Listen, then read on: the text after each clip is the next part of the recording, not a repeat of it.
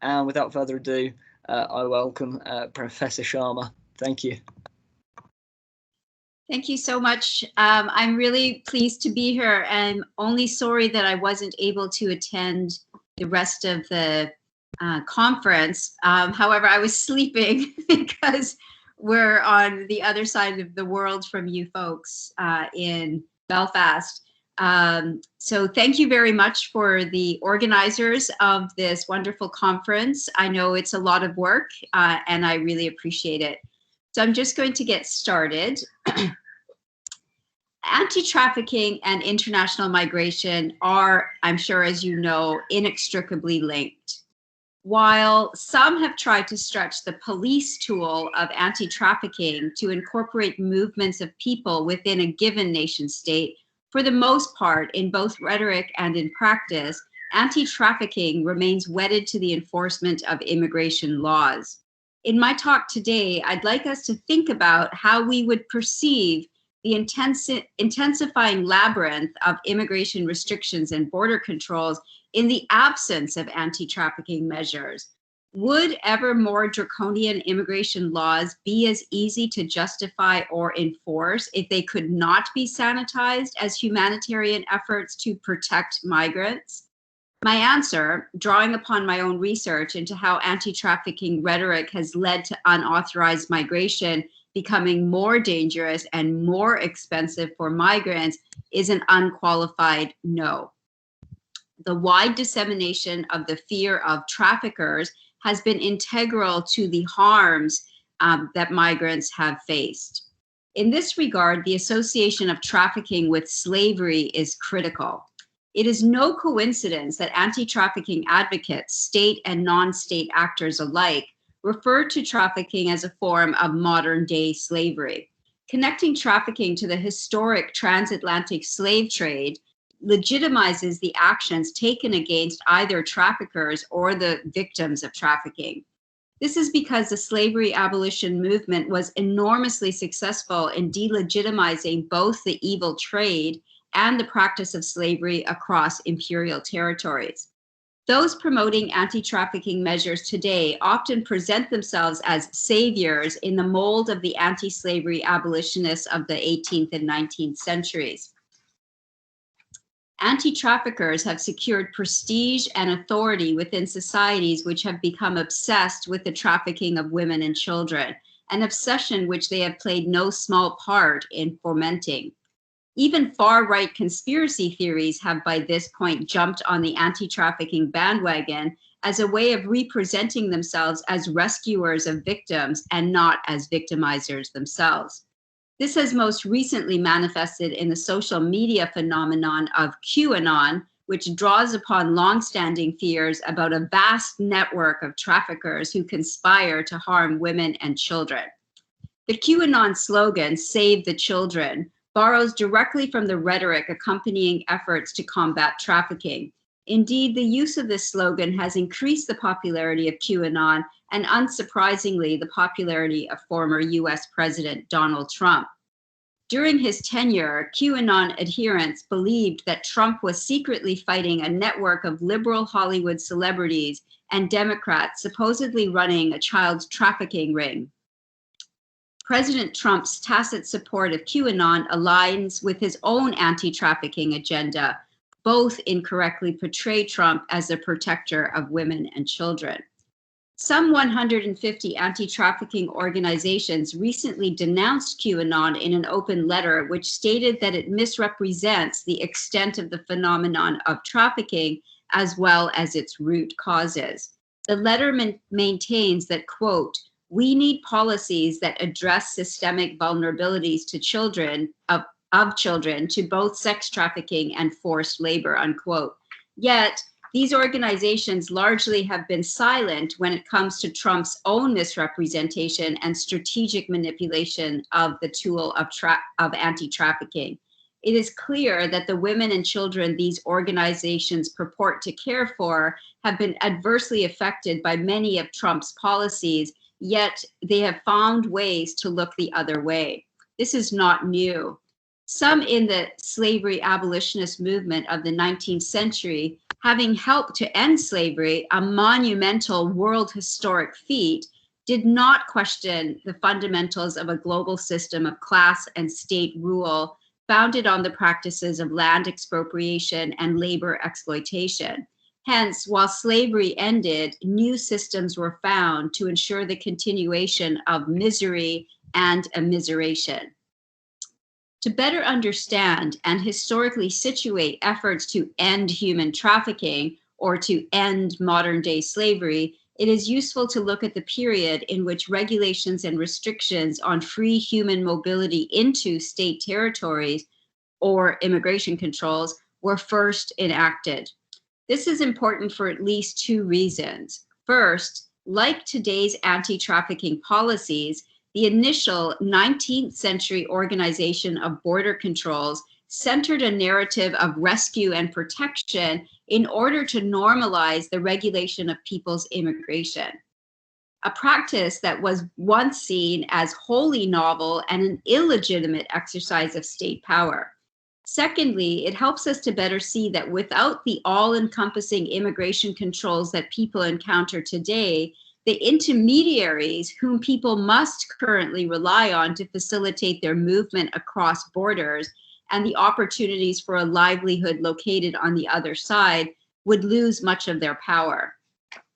Historically, the beginning of immigration controls is a part of the politics surrounding the abolition of slavery within the British Empire. Immigration controls are intimately linked to the replacement of the slave trade with the pejoratively termed Coulee labor trade in indentured contract labor, mostly from British colonized Asia.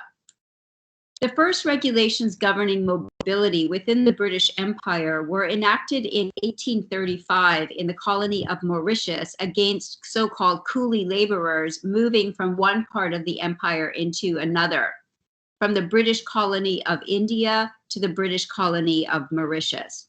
These first immigration controls were brought in as a result of a range of conflicting and contradictory concerns.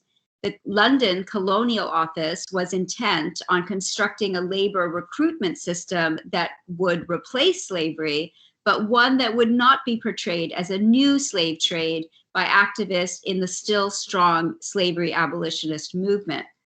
Local colonial authorities, on the other hand, were intent on finding a way to sufficiently discipline the workers brought from British India once slavery was outlawed. Meanwhile, anti-slavery campaigners signaled their intent to protect coolies from would-be slavers. Regulating and restricting the entry of those recruited as indentured contract labor through the emergent Coulee labor system addressed all of these concerns.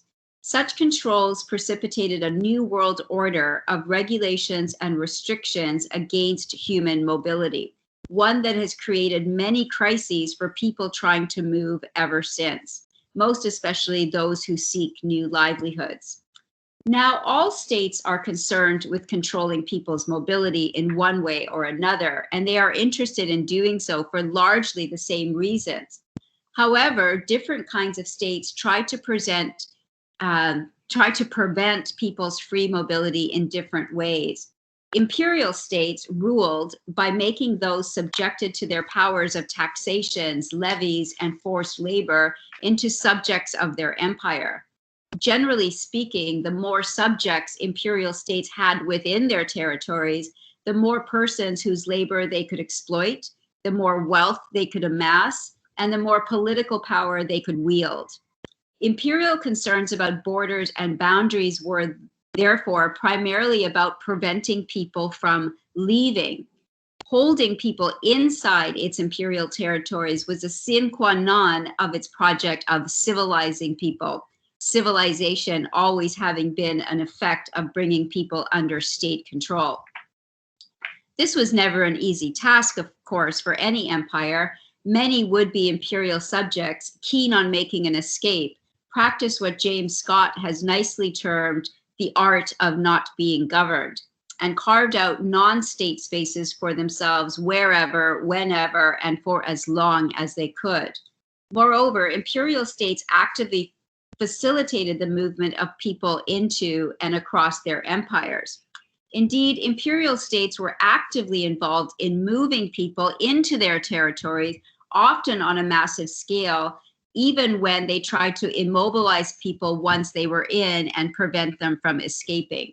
This was especially so with European empires, which since the late 15th century moved tens of millions of people through systems of slavery, impressment, debt bondage, penal transport, servitude, and indentureship. Indeed, facilitating human mobility was crucial for the profitability of imperial territories, particularly as colonialism resulted in the high death rates of the colonized, itself often a result of their enslavement. And this was, of course, especially true across the Americas. Moreover, the high death rate of enslaved persons from Africa, unfree labor from Europe, Asian indentured laborers, and even of so-called free labor also required an ongoing replenishment of labor power in the colonies. One of the first main systems of moving people within a rapidly globalizing space of imperialism was, of course, the trade in slaves from largely the west coast of Africa, a labor system that was dramatically altered with the introduction of capitalist market imperatives.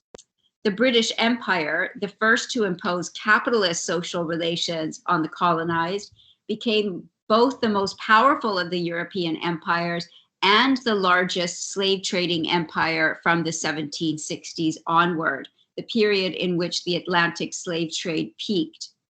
Slightly more than half of the people enslaved in Africa and transported to the Americas each year were carried on slave ships owned by British subjects and protected by the British Navy. By 1780, at the height of the Atlantic slave trade, one slave ship left Britain practically every other day. In the 18th century, the movement of people as slaves from Africa into the British Empire was the richest part of Britain's trade. In the late 18th century, an organized movement to abolish slavery was formed from within the center of the British Empire itself, the City of London. It was enormously successful. Britain's 1807 abolition of the Slave Trade Act ended its trade in enslaved people from Africa. Yet, due to the heavy reliance on slave labor by plantation owners and the imperial treasury, the institution of slavery itself, or the slave labor relation, was maintained within the empire for several decades after 1807. Indeed, in some imperial territories, even for several years following the passing of Britain's Slavery Abolition Act of 1833. The main reason for the decades-long gap between the end of the slave trade and the end of slavery itself was a search for a system of labor recruitment that could replace it and do so in a manner that met investors' demand for a cheapened and weakened workforce. The central issue was that of rights. What, if any, rights would the workers recruited to replace enslaved workers have after the abolition of slavery? And from where would these workers be recruited? In this, there was no uniform response. The post-abolition period saw a dramatic increase in people recruited from Europe for a variety of work. They did not face any restrictions on their movement to the places they came to live until well into the 20th century. However, by the early 19th century, when slavery in the British Empire was being abolished, the growing numbers of workers arriving from Europe were less and less likely to be employed in unfree labor relations. Moreover, already by the 17th century, and certainly by the end of the 18th century, a racialized division of labor had been established, resulting in a generally higher pay rate for workers racialized as white. Moreover, the newfound freedom of white male workers in particular from conditions of indentureship resulted in a substantially lessened ability for employers to exercise control over them. Together, this meant that increasing the recruitment of people from Europe was not seen as a profitable way to replace enslaved labor. The more effective solution to the problem that imperial states and capital investors faced with the end of slavery was the Coulee System, the system of recruiting and exploiting already negatively racialized people, mostly men and mostly from British colonized India and British controlled China, to work in conditions of indentured servitude. Indeed, Couleeism became the dominant system through which people were moved within the world market for labor from approximately 1830, or the end of slavery, until the 1920s. While there is no definitive number on the number of coolies moved, some estimate a low of 12 million, while some argue that, quote, an estimate of 37 million or more would not be entirely without foundation. The scale and significance of the Coulee system was then, even with the lowest estimates, comparable to those of slavery. While Britain's Slavery Abolition Act of 1833 did not go into effect in the territories controlled by the East India Company until 1843, i.e., slaves in India were not freed until 1843, the expansion of the empire across the subcontinent left a large so-called surplus population without a livelihood.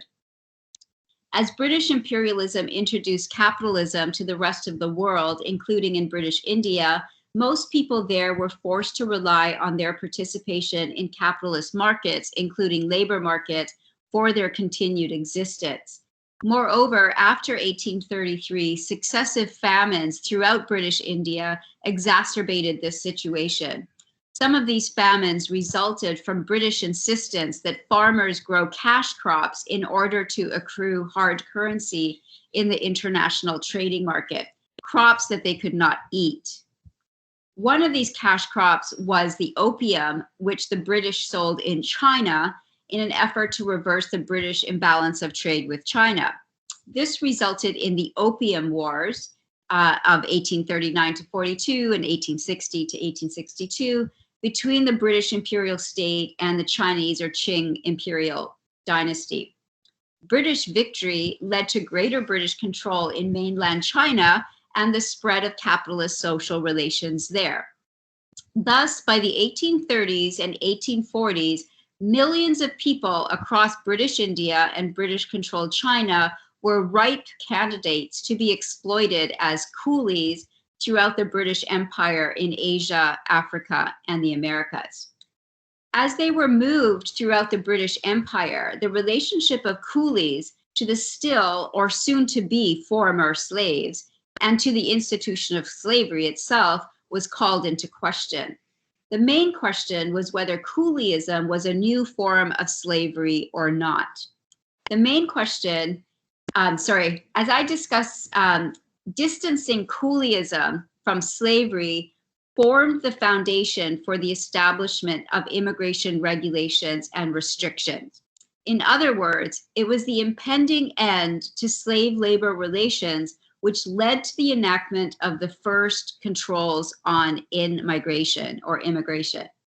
And it was against coolies from Asia employed on contracts of indenture that a growing list of regulations to monitor the mobility of co-British subjects were first ordered. Specifically, as Radhika Mongia's study shows, it was in the British colony of Mauritius, an island in the Indian Ocean, about 2,000 kilometers off the southeast coast of continental Africa, where the first efforts to regulate the immigration of co-British imperial subjects took place. The local colonial government of Mauritius's effort to regulate and restrict the entry of coolie workers from British India marked a shift from imperial concerns about controlling exit to new concerns about controlling entry.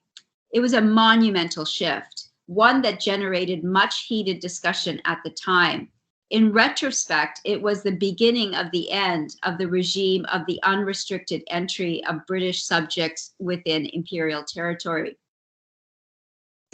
People from Africa were brought to and enslaved on Mauritius since the emergent Dutch Empire first colonized it in 1638.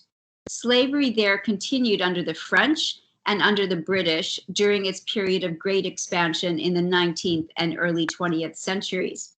On the eve of British on the eve of the British conquest of Mauritius in 1810, there were some 63,000 enslaved workers there. Sugar plantations reliant on slave labor from Africa soon became the mainstay of the colonial economy. As the date for the abolition of slave labor relations on Mauritius in 1835 drew near, however, local British colonial officials became increasingly concerned about maintaining the profitability of the colony and therefore its attractiveness to investors. In the absence of slavery, the colonial government looked for ways to immobilize the new workforce. Forcing enslaved people over the age of 6 to work for another 3 to 5 years as apprentices temporarily accomplished this, but the same measure didn't solve the problem of how to control workers recruited from British India to work on Mauritius plantations. In 1835, the same year that slaves were freed on Mauritius, 2 ordinances regulating the migration of people from British India were passed by the Mauritius British Council and ratified by the British Parliament a few years later. These ordinances were meant to regulate and discipline so-called coolie workers from India. They mandated that all people recruited as coolies required the permission of the governor of Mauritius to enter. This restriction limited the free mobility of one group of British subjects within the space of the British Empire, a first. As such, the British ordinances made a break with previous imperial practices concerning migration. This intervention was viewed as wholly novel and as lacking in legal precedence. The imperial office admitted as much when it stated that, quote, "this practice has no foundation in existing law." The shock of such mobility restrictions concerned planters in Mauritius as well. They feared that they would be used to limit the number of workers they could recruit from British India as coolies. One planter, Hollier Griffith, argued that any intervention into the movement of workers from India was unprecedented. Writing to the colonial secretary of Mauritius, Griffith noted that the imperial state might prohibit the departure of a British subject from British territory, but even then only in exceptional cases. However, he maintained, the state's sovereignty did, quote, "not extend so far as to prohibit the entrance into his dominions of any of his subjects," unquote. In other words, Griffith argued that regulations and restrictions on in-migration were not the purview of the British imperial state. In response, the newly appointed Protector General of Mauritius defended the right of local authorities to impose entrance restrictions on coolies, arguing that the ordinances were, quote, "a measure of foresight and of internal police, without which there would be tumult and disorder rather than an increase in the industry of the country," unquote. Clearly concerned about the changes wrought by the end of slavery on Mauritius and the colonial officials' desire for a new disciplined labor force, he further argued that, quote, "wise and prudent precautionary measures should be taken when this new population of coolies is put into immediate contact with the new apprentices just emerging from slavery, still susceptible of every impression, and to whom it is of importance at the first steps towards civilization to give an idea and examples of order, labor, discipline. This end would be frustrated if permission were given to associate them with all the vagabonds and all the idlers with which India swarms. Who can say what influence this medley of individuals with their manners, their usages, and their vices will have on our indigenous population, especially when it shall become wholly free? It is the part of a wise government to give it serious attention. It is therefore necessary to proceed with caution in the new order of things. His claim for a new order were not hyperbolic. In retrospect, the Mauritius Ordinances were a striking shift in British policies on movement within its empire. Significantly, while bowing to the formal notion that British Indian subjects had the same rights as those who reside in any possession, territory, or dependency of Great Britain, the Protector General defended the elimination of this formal equality in regards to those co-British subjects recruited as coolies. In the negotiations between colonial authorities on Mauritius and in London, the view in favor of regulating and restricting the movement of people from British India to British Mauritius won out. This was the start of juridical distinctions between who could and could not freely move across the space of the British Empire. From 1835 to 1838, approximately 25,000 Coulee laborers from India were shipped to Mauritius, of whom 7,000 died, thus alleviating planters' concerns that immigration ordinances would curtail the supply of labor. Yet, although the Mauritius colonial officials were enthusiastic about immigration controls, both the British Indian government as well as the London office were not convinced. They felt it was crucial that the new Coulee labor recruitment system not be viewed as a new form of slavery by the still powerful slavery abolition movement. Nonetheless, realizing the singular importance of coolies for planters, both sets of colonial authorities came to support the Mauritius colonial government's regulations and restrictions on coolies. They did so by expanding the limits placed on their mobility by adding emigration controls to the immigration controls of the Mauritius colonial government. Importantly, both sets of controls were carried out in the name of protecting coolies. The British presented both as necessary to ensure that the movement of coolies from British India was voluntary and that they were freely selling their labor power.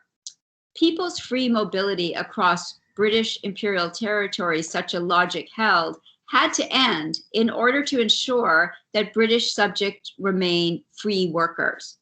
In the process, the coercion inherent in the making and reproduction of a capitalist labor force was obfuscated.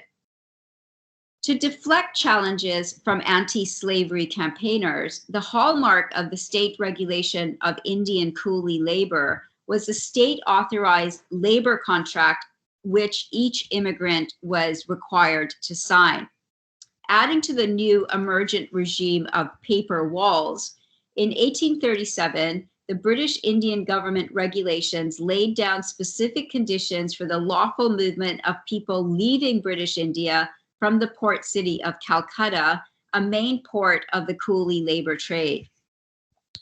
Both the would-be emigrant and the newly minted emigration agent were required to appear before an officer designated by the colonial British government of India with a written statement of the terms of their labor contract. Under Coulee contracts of indenture, the length of work or service was to be 5 years, renewable for further 5-year terms. The emigrant was to be returned at the end of his or her service to the port of departure. Each emigrant vessel was required to conform to certain standards of space, diet, etc., and carry a medical officer. In 1837, this scheme was extended to the port city of Madras. The labor contract, often written in English, which Coulee signed, or most often marked with an X, and after the introduction of fingerprinting technology in India in 1858 with a fingerprint, allowed the imperial state to make the case that coolies had voluntarily become indentured. Labor contracts thus provided the documentary proof that the Coulee system was not a new form of slavery. So central was the contract of indenture to the operation and legitimization of the Coulee labor trade that those recruited through it from British India referred to themselves as girmit, or agreement. These contracts of indenture further disciplined Coulee labor. The contract that bound workers to employers gave the latter much more power to enforce its terms over the workers.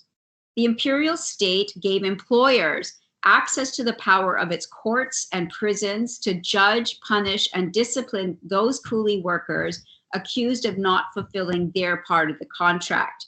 Employers could also legally use corporal and other forms of punishment or abuse to enforce the compliance of coolies. These contracts ideologically removed the Coulee labor trade from the institution of slavery it was designed to replace. However, it is important to note that it was the state's regulations on both immigration and emigration that were central to not only disciplining Coulee workers, but also ensuring the legitimacy of the labor system under which they were recruited.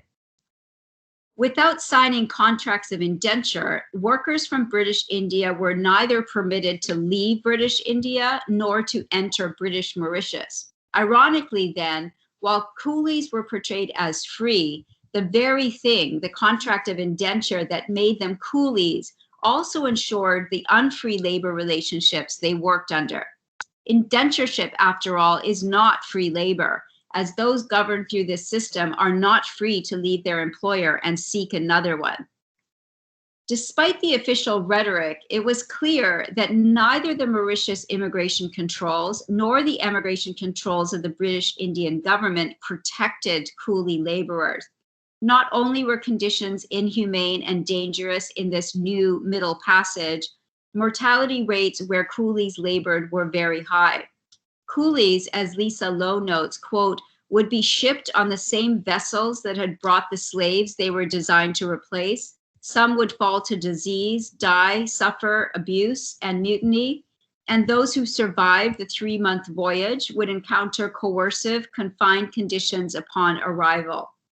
Thus, as soon as knowledge of the new trade in Coulee labor became public, anti-slavery campaigns reignited in both the British metropole and in the British colonies, especially in British India. Imperial state claims that coolies were moving voluntarily and were freely working were challenged. Yet, it was ending coerced migration, the kind clearly evident in the Atlantic slave trade, which was the focus of these campaigns.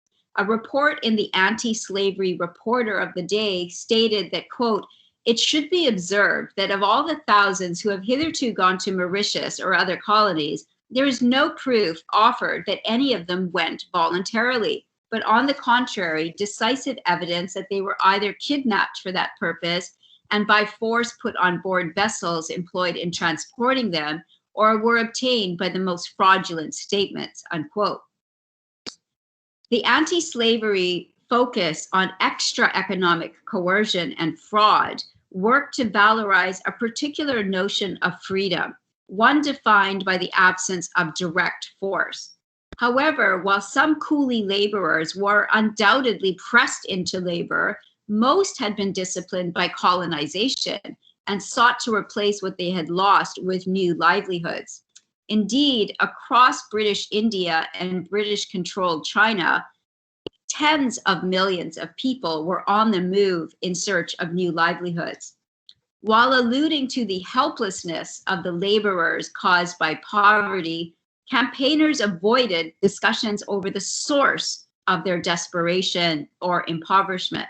In particular, the vast majority of anti-slavery campaigners paid scant attention to existing imperialist conditions, precisely the conditions that might make moving preferable to staying.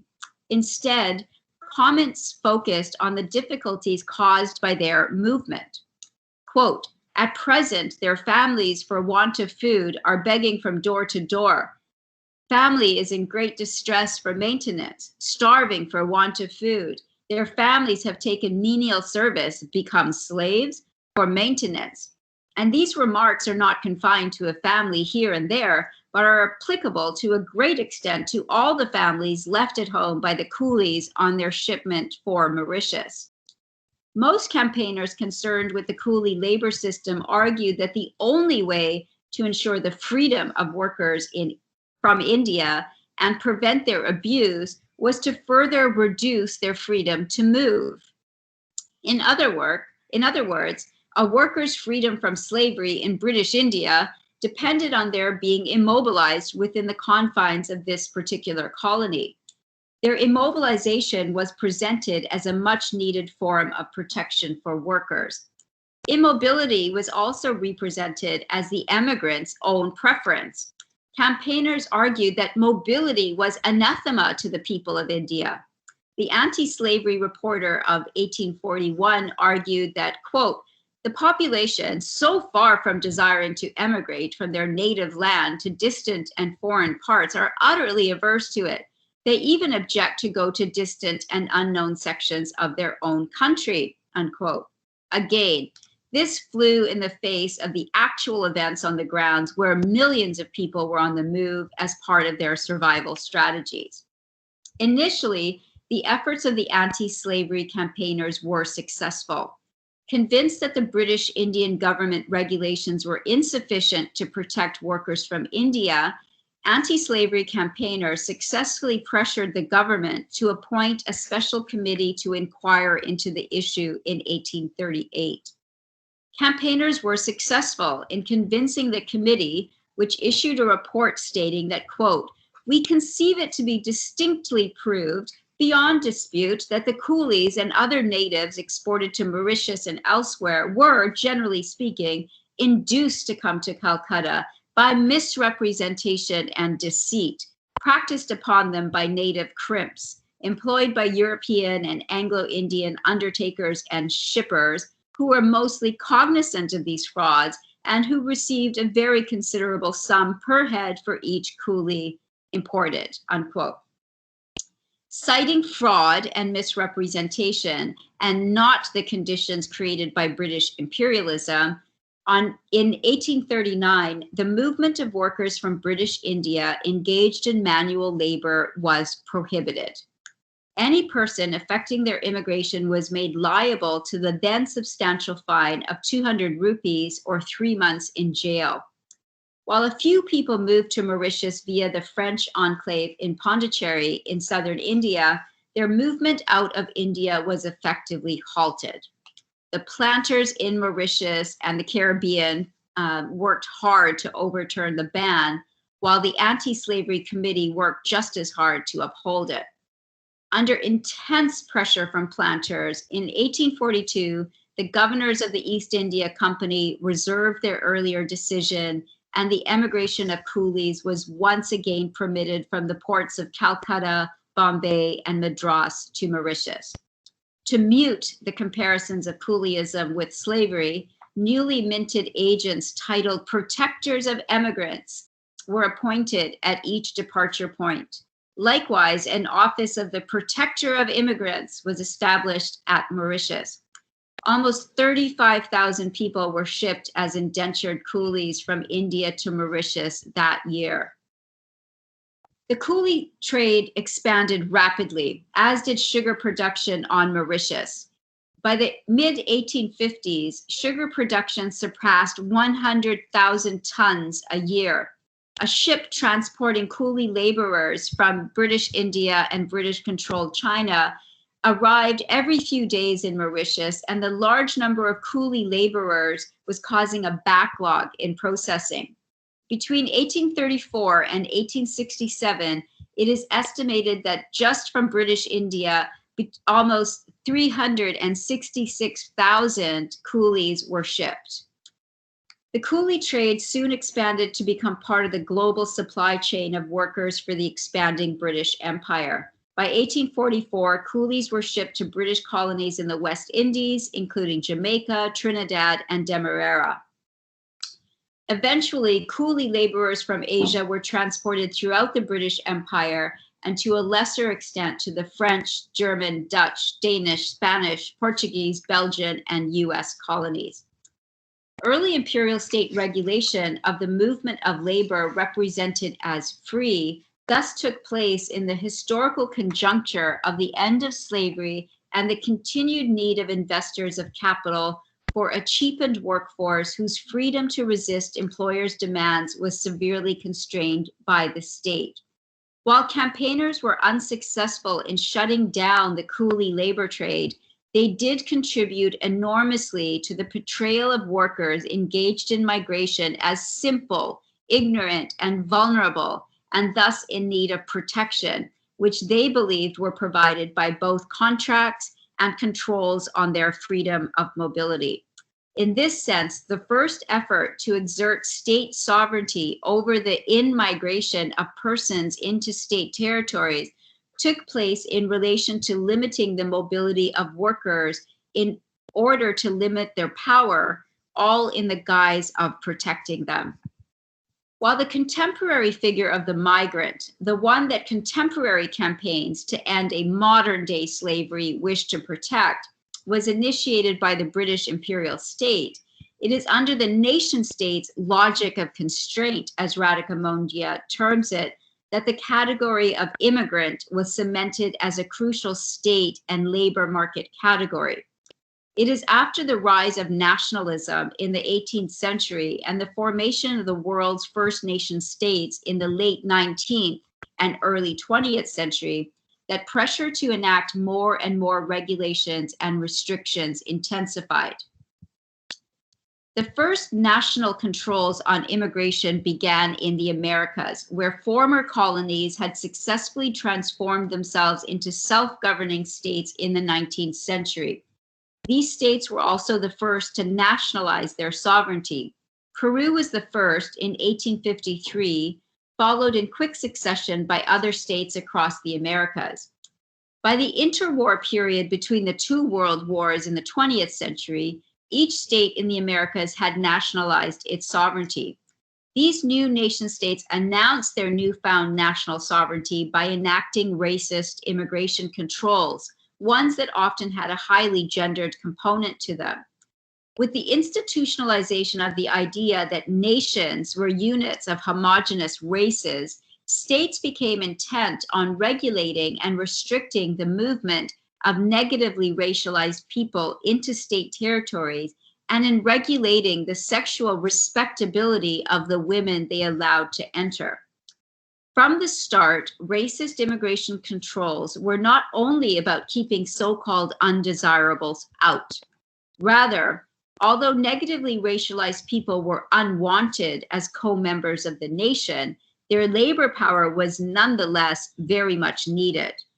Immigration regulations and restrictions were about denying lawful entry to certain state-mandated and state-created groups of people, but they were also fundamentally about ensuring that those who did get in, often recruited by employers, were denied the rights and entitlements granted to lawful migrants.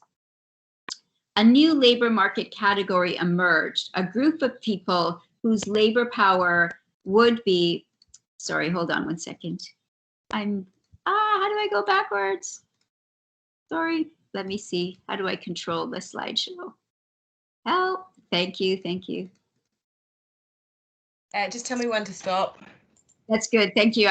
I'll take over now, thanks. Okay, let me start. A new labor market category emerged, a group of people whose labor power would be regulated and disciplined as migrant labor. Significantly, as was the case with the first British imperial regulations and restrictions, many of the first national controls on immigration often concerned those recruited as coolies. For example, the first constraints against people's free entry to the United States, the 1875 Page Act, expressly barred the entry of two categories of persons, coolies from China and women deemed to be prostitutes. Not dissimilar to anti-slavery campaigns arguing to limit the mobility of people in British India, US trade unions, whose membership was largely limited to white male workers, rhetorically represented coolie labor as a relic of slavery and sought to limit their entry, again in the name of protecting them from slavery. By the late 19th century, white male workers had largely escaped the unfree employment relations established by various Masters and Servants Acts, but in winning their freedom, they won it against the continued unfreedom of others, and they insisted on the exclusion of all those who were still laboring under unfree unfree employment relations, instead of arguing for an end to unfreedom. So to conclude, obscured in efforts to regulate and restrict human mobility was, as Ellen Miskin Wood cogently, I'm getting tired. As Ellen Wood cogently acknowledges the fact that, quote, the distinctive and dominant characteristic of the capitalist market is not opportunity or choice, but on the contrary, compulsion. Material life and social reproduction in capitalism are universally mediated by the market, so that all individuals must in one way or another enter into market relations in order to gain access to the means of life. The immobilization of persons seeking a means of life, all the while maintaining, indeed intensifying capitalist market practices, was and remains the height of hypocrisy. Today, we have a globalized system of immigration controls in which it is nearly impossible to move freely or lawfully across nation-state borders. This is especially so for those left but their labor power to sell in the capitalist marketplace. Border control measures have been rationalized as efforts to protect migrants and to end trafficking. In this, much was learned from the earliest imperialist efforts to regulate and restrict free human mobility. Now, as then, the trope of rescue is a powerful one in legitimating even the murderous actions against those rendered as immigrants. The coercion of the state, as represented in its immigration regulations, is part and parcel of how the coercion of the market is enforced against those denied the possibility of freely moving. It is this, beyond all other facts, that results in their overwhelming reliance on private market intermediaries to facilitate their clandestine migrations, so-called smugglers and traffickers. In short, the greatest danger to people trying to cross national border is the immigration policies and border policing carried out by nation state and international bodies such as the European Union.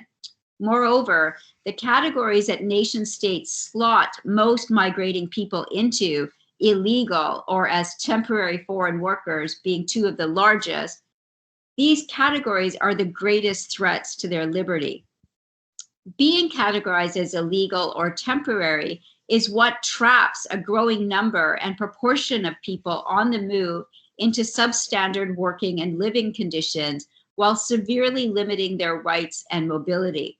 In short, national immigration policies legislate the conditions that make some people cheap or even disposable.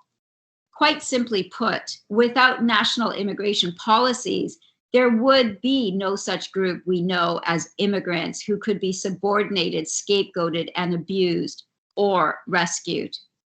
We learn none of these things, none of these real-life dangers and exploitations from the ever-multiplying accounts of human trafficking and modern-day slavery, however. The discursive state practice of ending trafficking or modern-day slavery is wholly reliant on the acceptance of the legitimacy of national immigration regimes and their lack of concern with the gross disparities and exploitation organized by capitalist social relations, relations of which human mobility has been and remains an integral part. Anti-trafficking policies do a great disservice to migrating people, especially the most vulnerable, and do much to divert our attention away from the practices of nation states and employers, and to challenge our energies in support of a law and order agenda of getting tough with traffickers, even to the extent of attacking them militarily and blowing up the ships upon which migrants depend for their movement. In this way, anti-trafficking measures are ideological. They render the plethora of immigration and border controls as unproblematic and attempt to place them outside the bounds of politics. The reasons why it is so difficult and increasingly dangerous for people to move safely or to live securely in the places they move to is brushed aside while nation states rush to criminalize traffickers and largely send home, i.e. deport, victims of trafficking. Today, as in past discourses of protecting coolies, the discursive practices of protecting victims of trafficking spectacularly fail the needs of people by failing to call for their free mobility across space and their freedom within nationalized labor markets. There is an alternative path available to anti-trafficking organizations if they want to take it. Instead of giving lip service to the systemic vulnerabilities of victims of trafficking, they would put their combined weight into exposing and challenging the very logics of nationalism and global capitalism that prevent most people from safely moving between nationalized territories. While this path is available to such organizations in theory, it is unlikely to be taken in practice. Walking this path would mean upending the mutually beneficial alliance between anti-trafficking organizations and the nation states, and thereby complicating all of the access, financial gain, and influence that this relationship generates. It is well past time to jettison the entire framework of anti-trafficking by recognizing that national border controls are meant to deny people their freedom. Border controls are designed to harm and are dedicated to destroying planetary solidarity. Anti-trafficking crusaders are part of the problem and play no part in their solution. Thank you. I'll end it there.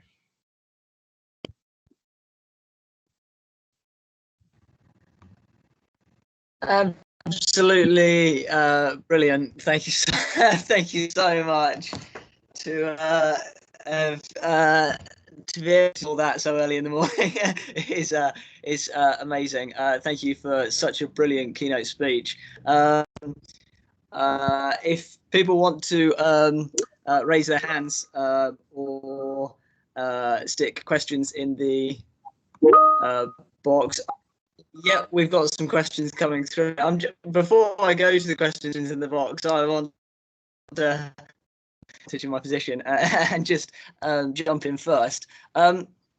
You must encounter a lot that for lots of people that are already in the anti-trafficking sector, whether as working for an NGO or as an academic or victim support or any realm like that, that these are often people who are compassionate, who got involved because they wanted to help people, and in, I suppose, an age of like capitalist realism, an age where the notion of the dubiousness of the very premises of state and of civilization, there's their education in school, nothing to do with any of that, was in the, so they took the narrative that was available to them to get involved in work that was concerned. What, in terms of dialoguing on this, what is your experience of how to engage with people for whom you're trying to uproot the entire humanitarian framework with which, I mean, like the history that you've just given us, but I don't know, a lot of the time what I encounter in reading more and more familiar with kind of you touch upon is they try to nod and say, I see the parallel there, and try to hold on to this anti-trafficking framework, which, as you say, is premised on foundations that are always going to be problematic. So for you, what do you see as the dialogue for people that have for so long been trying to serve the dual function of, on the one hand, serving the agenda of the state, and on the other hand, trying to serve those that the state persecutes? What do you think on that in terms of dialoguing with people? Yeah, thank you for that, Joshua. The connection that I have with you is kind of fading in and out, so I didn't capture all of your all of your questions, but I think I get the gist of it. I think that it is the anti-trafficking networks have been enormously successful in getting people concerned about how unsafe it is to move across national borders today, right? Like there's, I see this at my own university, right? That students get very motivated to help people by trying to, quote unquote, end their trafficking, and it's kind of this way in for them to think about migration, for them to think about, processes of super exploitation in the sale of their labor, etc.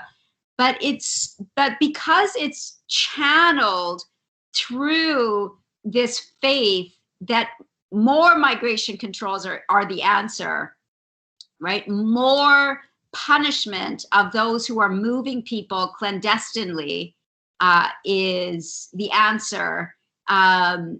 Limiting the freedom of people to, for example, choose their work, right? It's because the unacknowledged thing that I haven't mentioned in this talk today is how crucial the link between anti-sex work and anti-trafficking is, right? So much of the motivation for people to get engaged in anti-trafficking work is because of their political stance that there is no such thing as a voluntary worker in sex work, right? That all workers engaged in sex work are somehow modern day slaves, right? Or victims of trafficking.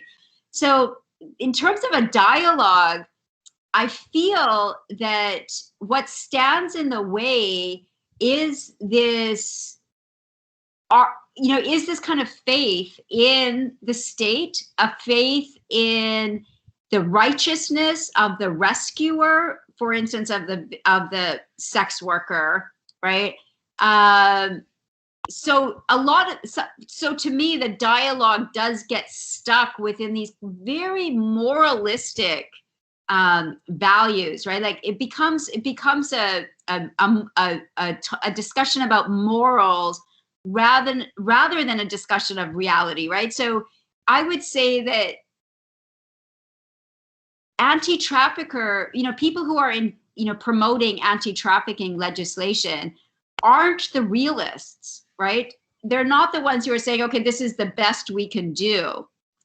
They're the ones who are saying we need to actually double down on the existing system that is preventing people from moving freely, right? So I guess my hope is that, and why I make such a strident call to jettison the entire framework of anti-trafficking is because I don't see any value in maintaining such a kind of moralistic entry into discussing international migration, labor exploitation, global capitalism, etc.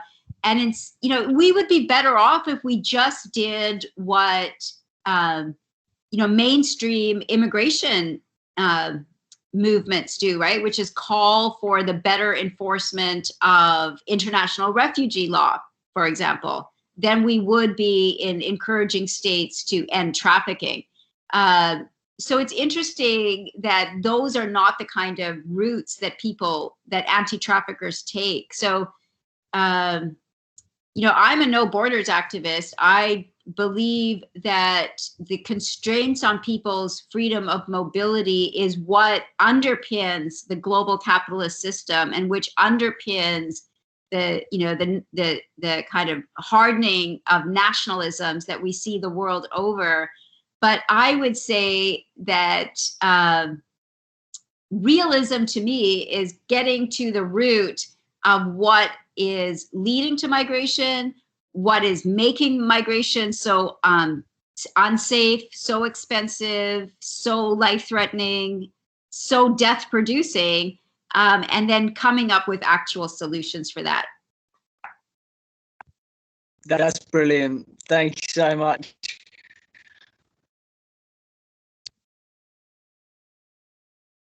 Yeah, sorry, Joshua, I'm So having I'll go to the,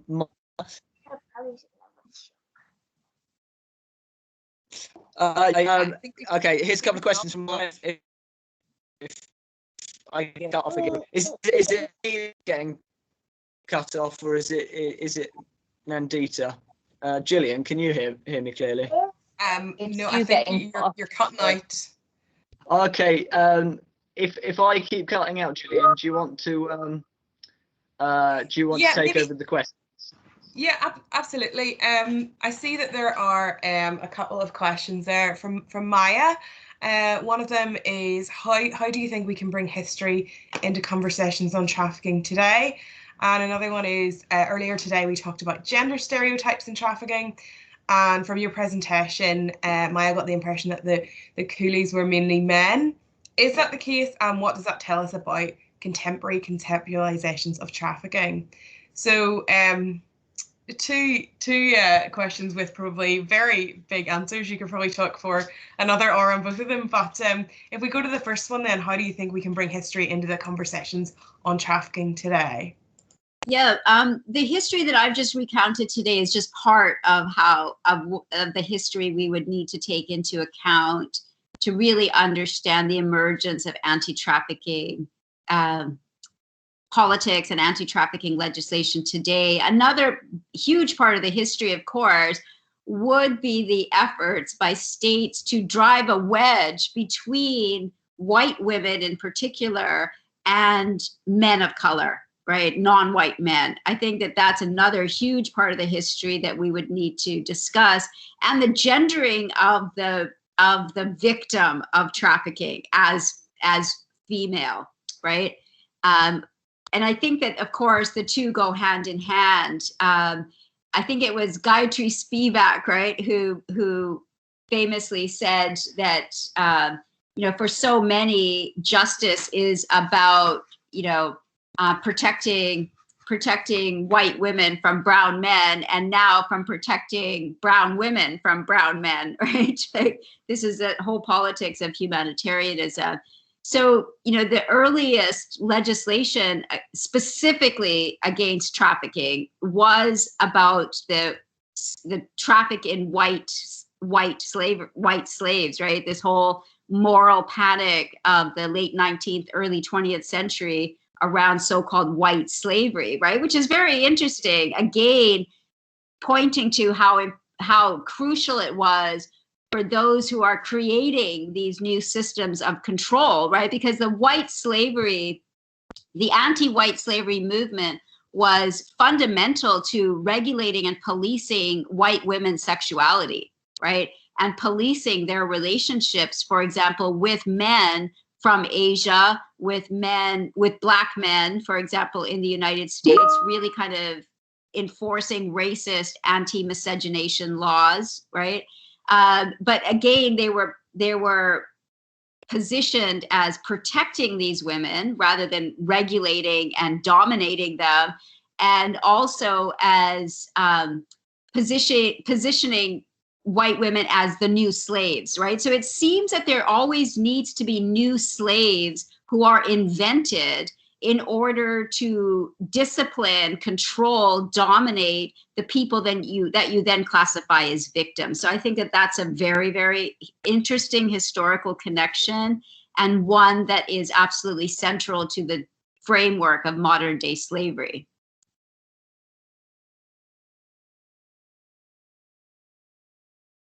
Oh, sorry, you're muted, Gillian. You're muted. Oh, I'm so sorry. Elizabeth, are you still there, or have you had to leave? I've just seen a message there. I know you had your hand up, but I think there's a 4- and 5-year-old who need to be put to bed. Demonstrating the truly global nature of this discussion, that Nandita's just getting up and some people are putting their children to bed. But it's great that we can all gather here. Are there any? I'm just looking at the time. I'm aware that in Europe it's getting a bit late, and also that Nandita probably needs to get on with her day. But are there any other questions or comments? I see a comment there has come in from Neha about on the point of saving brown women from brown men. She thinks a lot about Leila Abu Lukhad and the use of Muslim or brown women as a foreign policy objective. I don't see any more comments. Are there any other questions for the chat, or if you want to raise your hand before we close it out.